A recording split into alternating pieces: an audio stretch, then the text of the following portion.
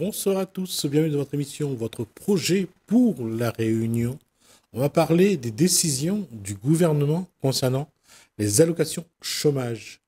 Et la question ne va pas dans le sens des allocataires, mais plutôt dans le sens du gouvernement. Bonsoir Georges Harriman. Bonsoir. S'il y a quelqu'un qui est remonté contre les décisions du gouvernement, c'est bien vous, mais on va essayer de ne pas être dans l'émotion, mais plutôt dans l'explication. Alors, comment vous, d'abord, de manière globale, vous interprétez ces décisions du gouvernement de réduire la durée des allocations, de passer de 18 à 12, avant c'est de 24, c'est passé à 18, après c'est de 18, passé à 12. On réduit la durée, mais on a aussi réduit le montant des allocations. Effectivement. Alors, moi, je suis peut-être remonté, mais pas étonné, parce que depuis l'arrivée de ce gouvernement, depuis en 2017, il a été prévu d'arriver à ce stade-là. C'était prévu que ce gouvernement-là avait pris comme décision d'attaquer aux acquis sociaux. Et depuis des années, on remarque que pas mal d'acquis sociaux commencent à fondre. C'est quoi le projet du gouvernement? C'est aujourd'hui, il découvre qu'en France, il y a trop de gens qui perçoivent l'allocation spécifique. Il veut attaquer. Il faut dire aux gens, c'est quoi? La CAF, par exemple, paye le RSA. L'UNEDIC, c'est la caisse qui collecte les fonds de cotisation patronale et salariale pour justement payer la CEDIC. Il n'y a pas déjà eu une refonte entre l'UNEDIC et la CEDIC, c'est ça? Il y a deux fois. Depuis que le gouvernement est arrivé, il y a eu deux fois une revision de convention. D'accord. Là, on est en troisième et il va passer à quatrième. Alors, il faut se dire aux gens, c'est quoi l'UNEDIC? L'UNEDIC, c'est l'Union nationale interprofessionnelle pour l'emploi dans l'industrie et le commerce. C'est cet organisme qui était chargé de prendre en charge les mesures de la CEDIC, la RAE, les spécifiques. Alors, cette caisse a été créée en 1984 sous le gouvernement de Jospin. C'était joué en amont du RMI. Ça permettait aux gens qui n'avaient pas de travail, qui n'avaient pas de revenus, d'avoir une allocation spécifique pour pouvoir subvenir leurs besoins. Après, le RMI est arrivé. Bon, ça a fait un peu comme concurrence et le gouvernement veut justement, comme matin, demain, balloter cette CEDIC, ASS, au RSA. Chose qui c'est pas pareil. C'est pas la même chose.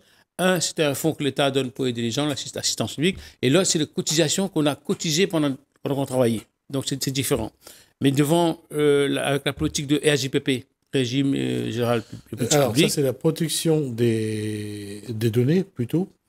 Alors, pour percevoir la SS, il faut avoir, pendant un bout de temps, bénéficié de la CEDIC normale. Et au bout de travailler 5 ans minimum, une fois qu'on a touché un an la CEDIC normale, on demande, après avoir ça, on demande à la ASS. C'est automatique, le Pôle emploi, vous bascule sur la ASS. C'est l'allocation. Voilà. Le montant de l'ASS. Non, on va rappeler d'abord l'ASS. L'allocation spécifique de solidarité. Allocation spécifique de solidarité. Voilà, c'est pour aider les gens à pouvoir subvenir leurs besoins, parce qu'ils ne travaillent plus, il n'y a aucun revenu, à part l'allocation familiale. La différence entre l'ASS et la CEDIC, et le RSA, c'est ce que le gouvernement veut faire, c'est qu'avec l'ASS, on a le droit à cotiser à la retraite. En année, on a deux ou trimestres à cotiser. Le RSA, non. Et le gouvernement, depuis en 2017, a pris comme décision d'enlever la gestion de l'UNEDIC, parce que c'est géré en partenaire. Il y a le MEDEF, il y a les syndicats et l'État. 3 partenaires. C'est appelé ça partenaires sociaux. Et depuis 2017, le gouvernement a dit on va arrêter avec ça, c'est nous qui allons prendre la gestion et on va gérer. Parce qu'il savait que ça représentait un budget, ça fait des millions, c'est lui qui gère. Et là, on est en train de dire qu'on va supprimer cette allocation pour justement balloter tout le monde au RSA. Avec la SS, les gens avaient la possibilité de cumuler le SS et une autre allocation. D'ailleurs, depuis 2017, on pouvait mettre la SS et la H. Depuis ce temps, maintenant, on a supprimé. Là, on prend le cap, on dit on va supprimer la SS pour donner un bascule tout le monde au RSA, sachant qu'on n'a pas de matin à payer la retraite, à rien payer, tant pis. Mais ça cause beaucoup de précarité, parce que les gens, maintenant, ils n'ont plus de travail, parce qu'il faut travailler au moins, dans 24 mois, travailler au moins 6 mois pour pouvoir bénéficier de l'allocation de la CEDIC. Mais on ne dit pas la SS combien de temps. Avant, c'était 62 ans la retraite. Après, c'était 5 ans. Maintenant, on a réduit à 3 ans. Là, on réduit à 2 ans. Là, dans la prochaine convention en mois de juillet prochain, le gouvernement veut demander la suppression totale de ça. Alors, l'ASS, on peut le suspendre quand on est en congé maladie, quand on est en congé maternité, quand on est à la retraite. On ne touche pas syndic, on ne touche pas l'ASS. Il y a en métropole 350 000 allocataires de l'ASS. La Réunion, je ne sais pas combien, mais tout le monde. Donc, est-ce que vous pensez que 350 000 allocataires, on va boucher le trou de la dette publique? Ce n'est pas possible. D'autant plus que si on met ça en marche, l'ASS est supprimée, il n'y aura qu'1 milliard en bout de 25, il n'y aura qu'1 milliard d'entrées financières dans le gouvernement. Ça ne représente rien, c'est rien. 3 milliards, on donne à l'Ukraine, et il y a 1 milliard d'économies sur le dos des chômeurs. Ce qui est un peu agaçant, révoltant, c'est que le gouvernement s'attaque toujours à ceux qui sont en position de faiblesse. C'est ça qui révolte. Parce qu'il y a beaucoup de choses qui ne savent pas ce qu'ils doivent apprendre. Moi, je vous dis qu'actuellement, le gouvernement français, il veut faire des économies, mais il donne 2 millions chaque année à la Chine pour 2 pandas dans le zoo de Beauval. C'est de l'argent jeté. Pourquoi 2 pandas, 2 millions, alors que nous, on a besoin d'économie dans la métropole? Il n'y a pas que ça, il y a beaucoup de choses que je peux vous dire, mais là, c'est un exemple. D'accord. Mais la question de la gestion aujourd'hui, de la gestion de l'argent social, il n'y a que l'État qui décide.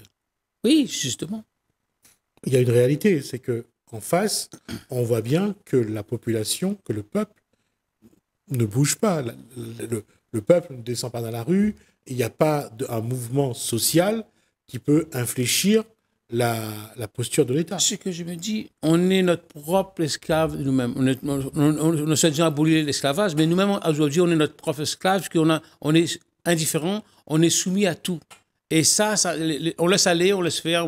Et quand, maintenant, on dit, ça ne nous concerne pas. Mais par contre, quand son fils grandit, ou sa fille grandit, il travaille et touche la SS, et elle est révoltée, ouais, c'est pas normal, c'est pas normal. Mais je pense que là aussi, ça ne concerne pas que le chômeur, ça concerne tous ceux qui travaillent. Hein. Parce que c'est dit que ça concerne tout le monde. Hein, parce qu'il y a une différence entre... Jean Jalman, il y a une réalité. Le peuple, surtout, entre guillemets, le peuple concerné, a fini par accepter. Ça, je suis d'accord avec vous, c'est la résignation, la fatalité, tout ça, parce que c'est vrai, ça pèse lourd. Mais tout est fait pour justement que ces gens-là ne réagissent pas. On les tient par la gorge. Minimum TRSA, minimum petit bon. Et si vous bougez trop, c'est la police qui vient vous donner. Il y a une politique. Vous savez, si on veut libérer vraiment la situation, la société actuelle, il faut faire comme nos ancêtres ont fait. Il faut organiser vraiment un mécontentement général, une révolte générale pour arriver à régler les comptes. C'est pas normal que ce qui se passe aujourd'hui, on laisse faire. Non, il y a la résignation aujourd'hui, quand on regarde, non seulement c'est quelque chose de réel, mais c'est de plus en plus vrai. La question, c'est que qui va se révolter contre des situations de plus en plus sévères pour les plus démunis? Mais je vais vous dire que tout est organisé. Par contre, aujourd'hui, on ne fait plus des trucs collectifs. On sait d'isoler les gens, à travers l'outil Internet, à travers les convocations dans les organismes. Pour l'emploi, vous convoquez à midi, l'autre à 1h, l'autre à 2h. Avant, vous pouvez aller quand vous voulez, c'était ouvert. Même pour n'importe quel bureau aujourd'hui, vous êtes tout seul. Il y a une heure, il y a un rendez-vous. Vous allez à un rendez-vous. Donc, ça veut dire qu'on ne peut plus, comme avant, rencontrer les gens, causer, puis échanger. Les gens sont plongés dans la solitude, l'individualisme, et ils vivent là-dedans. Bon, mais c'est normal, oui, c'est naturel. Oui, mais Georges Harriman, il y a une réalité, mais ces gens-là ne peuvent pas se rencontrer, mettre en place quelque chose, faire parler après d'une seule voix. Quand quelqu'un crie tout seul dans la nuit, il n'est pas entendu. Mais quand des milliers de gens sont dans la rue et disent qu'ils ne sont pas d'accord, là, on les entend mieux. Mais chacun de ces gens-là est pris dans un système en place. Par exemple, si je meurs, je ne vais pas, on me convoque pour l'emploi, je ne convoque, je ne vais pas, je suis pénalisé. Si je suis chez moi, on a un stade à faire, il y a des parkings spéciaux qui ont été créés pour ces gens-là. Un jeune doit l'information, l'autre doit... Donc, quelque part, tout est fait pour ne pas, justement, que ces gens-là se réunissent cause. Et comment voulez-vous bouger quand on n'a pas beaucoup de moyens? Si on a 10 € de sa poche, on ne va pas prendre le bus pour aller manifester à Saint-Paul ou Moussadenis, hein? On va essayer d'acheter à manger pour son enfant ou pour lui-même. C'est vrai, je suis d'accord là-dessus. Mais malgré tout, il n'y a pas de solidarité Ça, c'est Enfin, il n'y a plus de solidarité entre les individus, surtout quand ils font partie, je dirais, de cette population sociale vraiment précaire. Mais normal, tout était fait pour caser. Par exemple, si j'ai un âge, je dois aller tel endroit. Si j'ai un âge, je dois aller tel endroit. Si je dois être au CEDIC ou RSA ou en formation. Donc, il y a des canaux comme ça que les gens sont divisés, sont volontairement divisés dans des canaux, quoi. Oui. Un parking. Oui, mais de toute façon, on le sait que tout est fait pour diviser la population. On fait tout pour que les gens ne se mettent pas ensemble, ne soient pas solidaires et ne révoltent pas de manière solidaire. Ça, on le sait. Le Cali, c'est fait et c'est soutenu, c'est entretenu par le gouvernement lui-même et par les responsables de notre décision politique, la Réunion. Tout est maintenu et fait volontairement pour que ces gens-là ne puissent pas évoluer. On est encore dans le système de colonie. Nous, on rêve, on croit qu'on n'est pas dans la colonie, mais en fin de compte, on vit encore comme des colonies, on n'est pas de département, on est en colonie. Toutes les décisions qu'on doit prendre dans la Réunion, il faut attendre que la France dise oui ou non. Il faut que notre État, notre gouvernement nous donne son avis ou sa réponse, sinon on ne fait rien. Et c'est ça, il n'y a personne, nos responsables politiques ou administratifs de la Réunion, mais les préfets, ils ne servent à rien. Tout ce qui se passe, il faut que dans la vie, il faut un consentement qui vient d'ailleurs. D'ailleurs, si vous faites un truc important, Maurice, important, vous invitez un élu important à la Réunion ou quelqu'un d'important à la Réunion à venir assister, il faut y aller l'accord de la métropole pour le faire. Parce que ça relève ce qu'on appelle de la politique étrangère. Donc, alors, si on est reconnu, franchement, apparenté comme tout le monde, comme des Français à part entière, on n'a pas besoin de tout ça, on va représenter la France. Il y a la Commission de l'océan Indien aujourd'hui, enfin, depuis quelques années, depuis quelques décennies maintenant, ça existe, mais ce n'est pas pour autant que on profite de ce cadre. La Commission des Indiens, pendant qui, moi, ce que je peux vous dire, la Commission des Indiens au sein de notre population, sans que la Réunion envoie de l'argent pour les pays océan Indien. 700 000 euros pour le carnaval de Seychelles, 300 000 euros pour là-bas, tant de millions pour le Comore. Voilà, c'est ça à quoi sert la Commission des Indiens. Ce n'est pas pour la Réunion, comme l'Europe. L'Europe ne sert pas pour les Réunionnais. L'Europe sert pour ceux qui ont les moyens, l'industrie. On va pas... on va quand même être plus, j'allais dire, plus vrai dans ce qu'on dit. Oui. Les entreprises réunionnaises ont bénéficié de l'argent de l'Europe depuis des décennies. C'est une réalité. On ne peut pas dire le contraire. C'est une réalité. Mais malgré tout, il faut avoir les moyens de monter un dossier européen.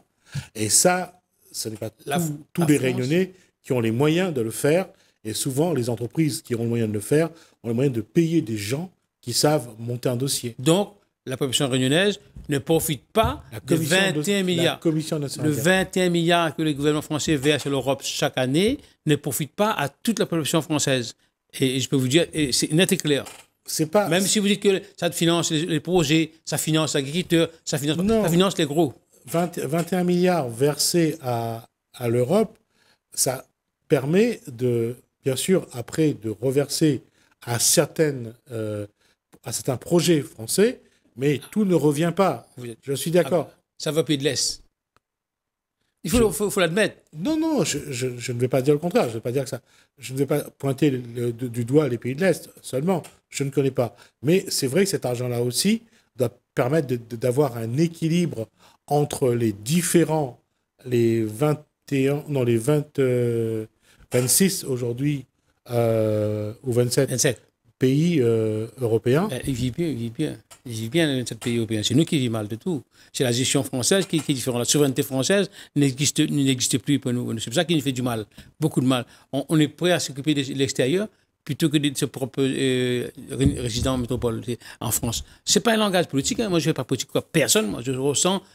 Vous-même, dites-moi, je pose une question à n'importe quelqu'un dans la rue, dites-moi qu'est-ce qu'il a retenu, qu'est-ce qu'il connaît, qu'est-ce qu'il a ressenti de l'Europe dans sa vie de tous les jours. Oui, mais... Rien. Sauf s'il a les moyens d'entreprise. Georges Harriman, il y a aussi une réalité.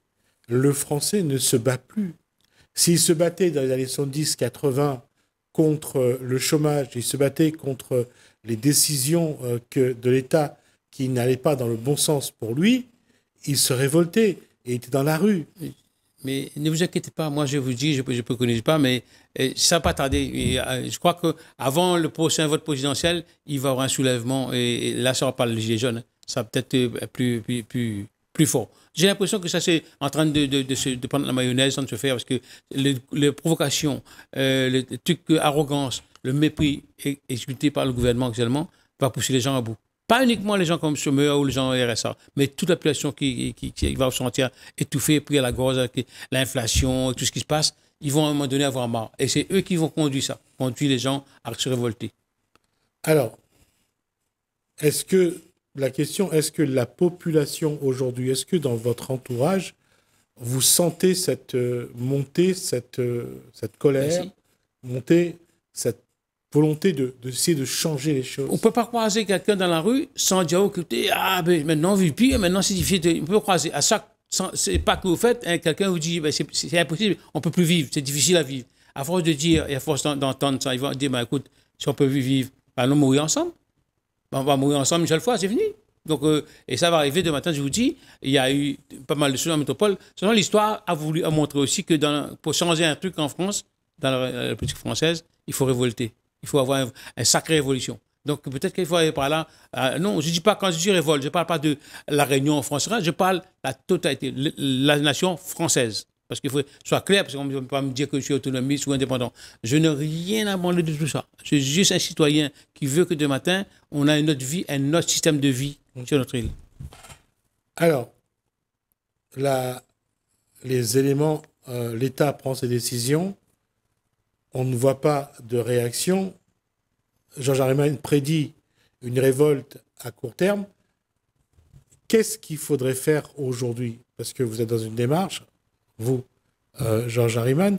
Est-ce qu'il y a d'autres qui apportent des décisions de dire il faut qu'on fasse quelque chose? Est-ce que cette posture-là, est-ce que ça se met en place? C'est en train de se mettre en place. Et je ne suis pas le seul d'ailleurs. Je crois qu'il y a 2, 3, 4 organisations de citoyens qui sont en train de se mettre en place, justement, pour aller de l'avant. Moi, j'ai choisi particulièrement la conférence des 1000, qui me paraît important, qui est un des points qui est concret, qui va se mettre en place pour partir sur la réflexion, pour partir sur la proposition.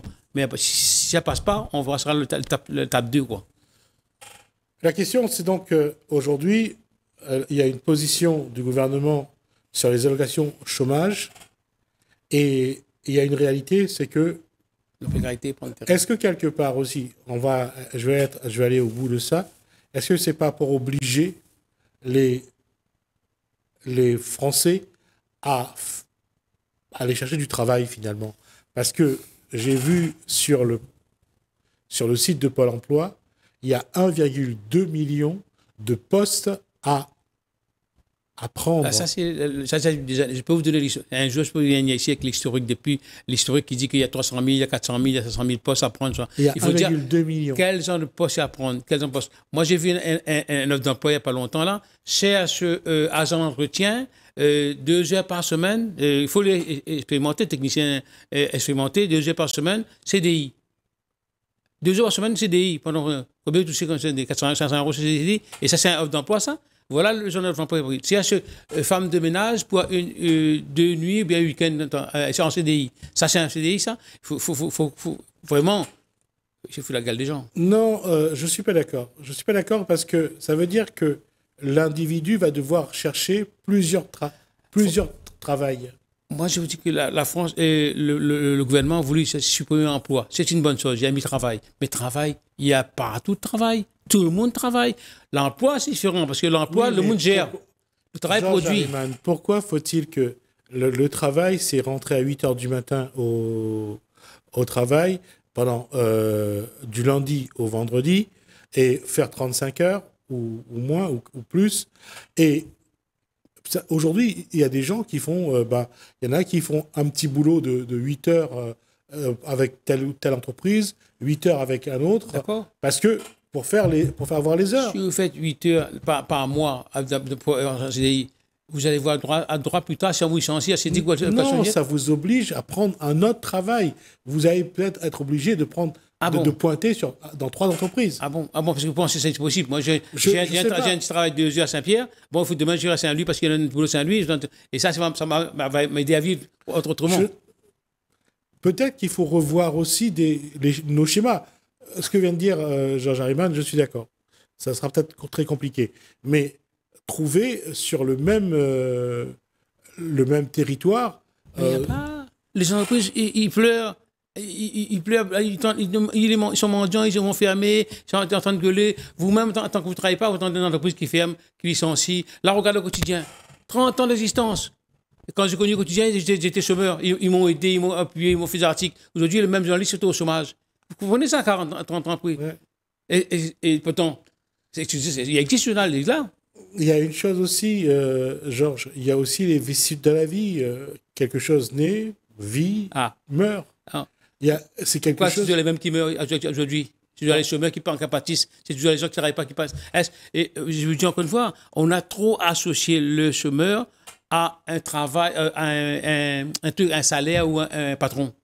Un chômeur peut faire tout. Il peut de matin devenir entrepreneur, artisan, il peut devenir libre, il peut être action libre. Pourquoi toujours le mettre en main-d'œuvre, en soumission à un patron, un chef d'entreprise? Non. Est-ce que le salarié, aujourd'hui, comme il sait que être chef d'entreprise, être artisan, c'est beaucoup de paperasse, c'est beaucoup de gestion, parfois pour même pas de salaire à la fin du mois, est-ce qu'il a envie de rentrer dans ce... Mais à ce moment-là, encouragez-le à mettre en valeur son métier, et de donner l'occasion de devenir un statut indépendant, sans pas de fausses entreprises individuelles qu'on fait actuellement. Donne à ce gars-là un statut d'ouvrier indépendant, comme l'avocat, comme, je sais pas, un géomètre, tout comme ça. Peut-être que là, il prendra quand il veut, il engagera. Si l'autre veut signer une convention, il va rendre compte à l'État l'année son rendu ou pas rendu. Il faut étudier.